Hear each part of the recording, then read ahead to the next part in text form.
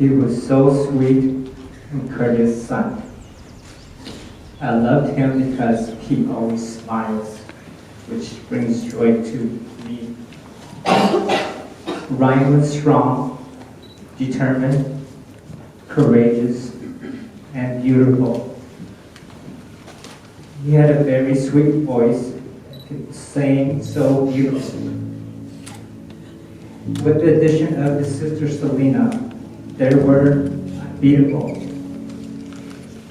Ryan was loved by everyone surrounding him, and loved well. In short, Ryan's life was not wasted. Ryan embraced every moment with happiness, and he fought till the end.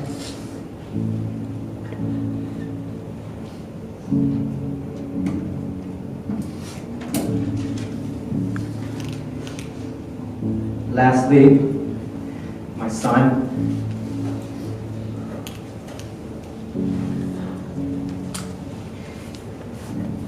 I would like to say my last word to you.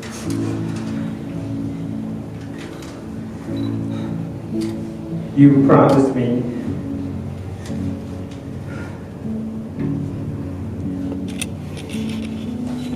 we were going to buy land together so we could have together.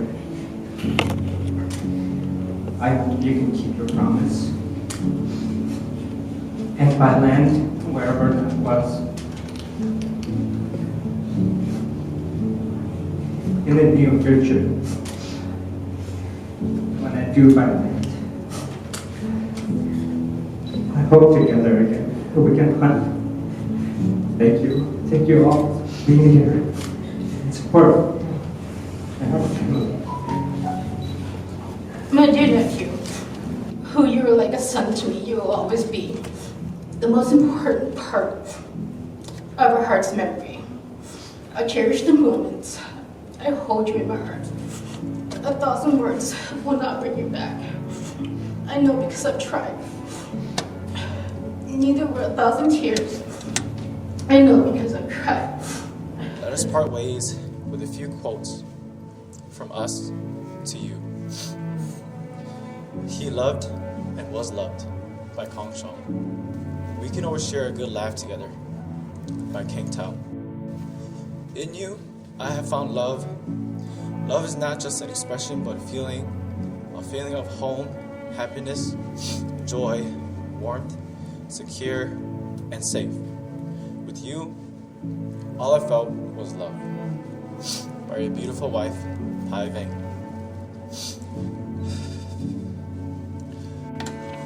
He continued to fight, he continued to smile. His heart always remained true to who he was. Even though he has gone to guard the gates of heaven with other beloved family members, he is still with us every day we live. That's what he would want for all of us, to continue to smile for him, to push yourself to be better, to give love and hope any chance you get to whoever you're around. So these words are from his best friend in the Corps, Corporal Mark Garcia Jr. So these are his words. Ryan was a good man, a good Marine, and a good friend. I only met him 4 years ago when we were both very fresh into the Marines. Since that day, we were best bros. He would help me, I would help him, all the while just finding little ways to make the day as interesting as possible. Whether it was me hiding eggs in every possible place he worked and lived, or Ryan going off and hiding my stuff in the most random locations so I'd spend hours or even days looking for them. Everything was always in good fun. He taught me about the Hmong people and his heritage. He was never afraid to be the voice in the room to disagree, even if his voice was alone. Never broke his moral code for any reason. It was very easy to see that Ryan was proud of who he was. So I guess the entire point of this is to celebrate and to remember Ryan.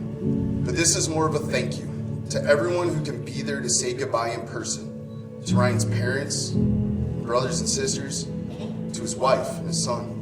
Thank you all for helping to raise a young man to grow into someone that made a lasting impression and impact just in the small time I was lucky enough to know him. I'm going to miss my best friend, but I'm glad I got to experience part of his life.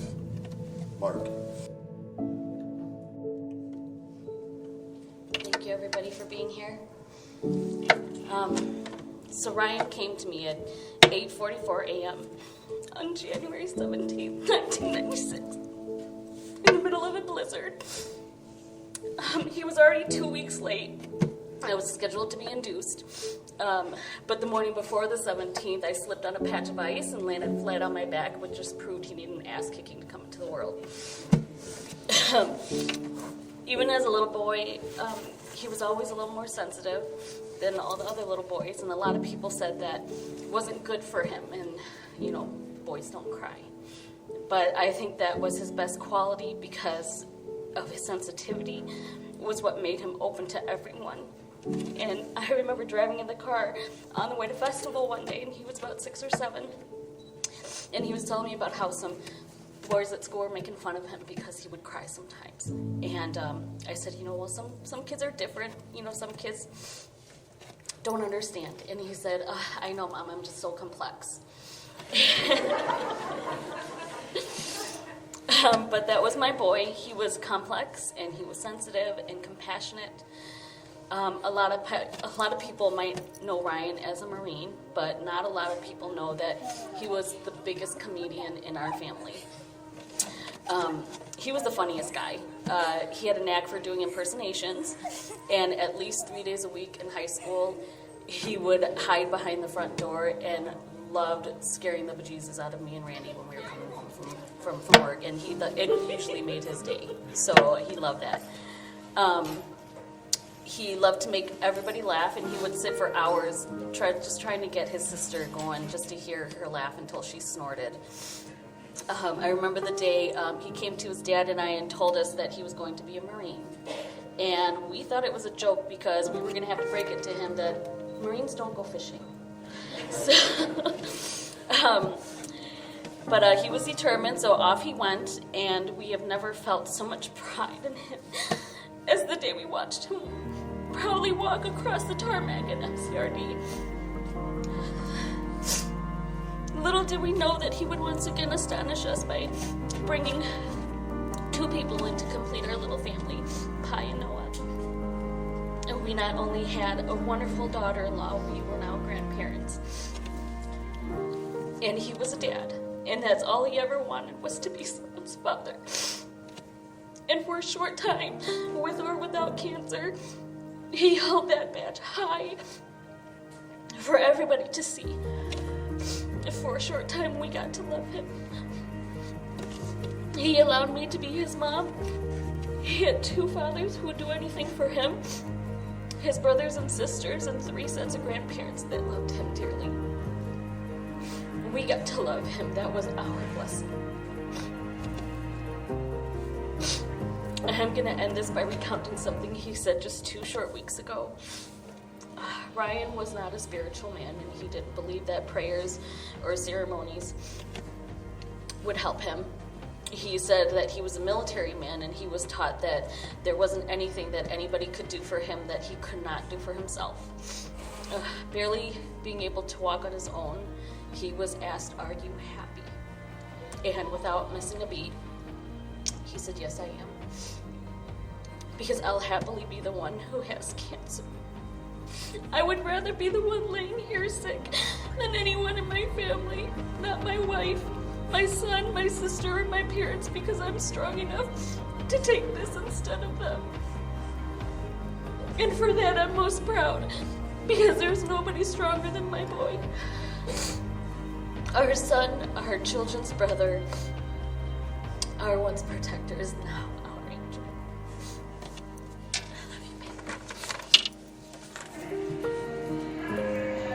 He's right in front of the back, or the Christopher.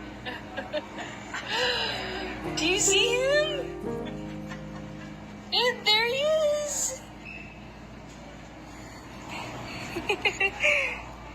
Come over here, come here. Here he comes. There he is.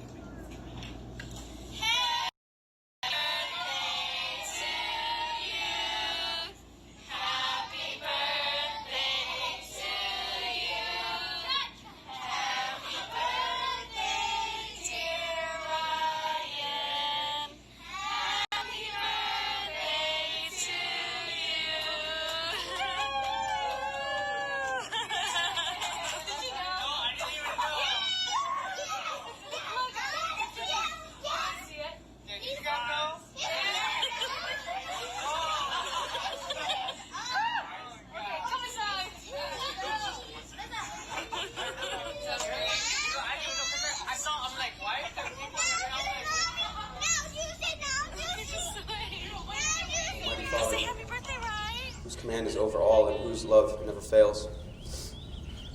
Make me aware of thy presence and obedient to thy will.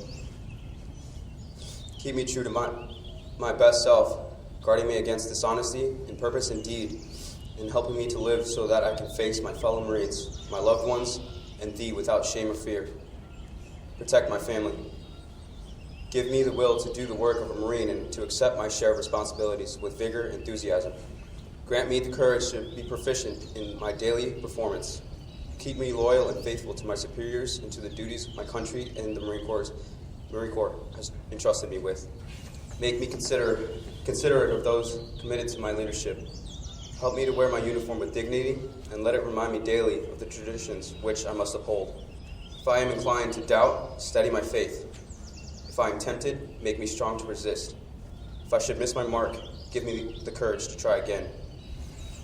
Guide me with the light of truth, and grant me wisdom by which I may understand the answer to my prayer. Amen.